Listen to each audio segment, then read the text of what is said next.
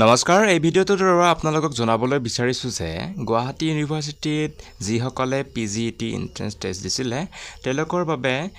তেওঁলোকৰ ৰিজাল্টসমূহ ওলাই পৰিছে যোৱাকালিয়ে 11টাৰ পিছতে ওলাইছে আচলতে যোৱাকালি ৰাতিৰ বাবে আমি ভিডিঅ' কৰি আপোনালোকক জনোৱা নহ'ল বা জনাই নিদিলোঁ যিসকলে এন্ট্ৰেন্স টেষ্ট দিছিলে তেওঁলোকে তেওঁলোকৰ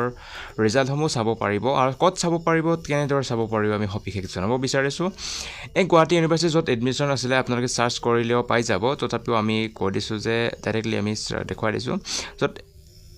লিংকবোৰ য'ত থাকে নটিফিকেশ্যনবোৰ আছিলে তাতে পাবা এডমিশ্যন একদম বাৰে ওপৰত থাকিব এডমিশ্যন 2025 PGET 2025 ৰিজাল্ট যদি আছে তাৰ ওপৰৰ পৰা একফালৰ পৰা চাব পাৰিবা MA এন্থ্ৰোপলজি আছে MSc in anthropology MA in Arabic এনেকৈ এছামিজ বেংগলী বড়ো বটানী MCom এনেকৈ একেবাৰে PGET MSc ইন জুলজি তাৰপিছত আধাৰ কোটাৰো দিয়া হৈছে একেবাৰে মেৰিট লিষ্টসমূহ আপোনালোকে চাই ল'ব পাৰিব আৰু নিজৰ ইয়াত ডাইৰেক্ট য'ত নিজৰ যদি জৰিয় আপোনাৰ এছামিজত ক্লিক কৰিবা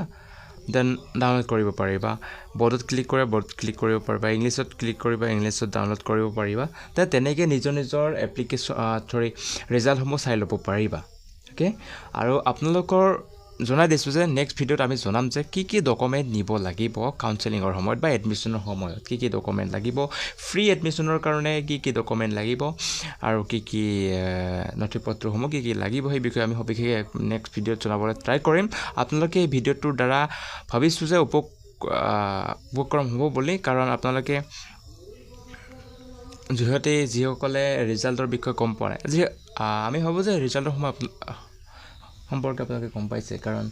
যিহেতু টাইম হৈ গৈছে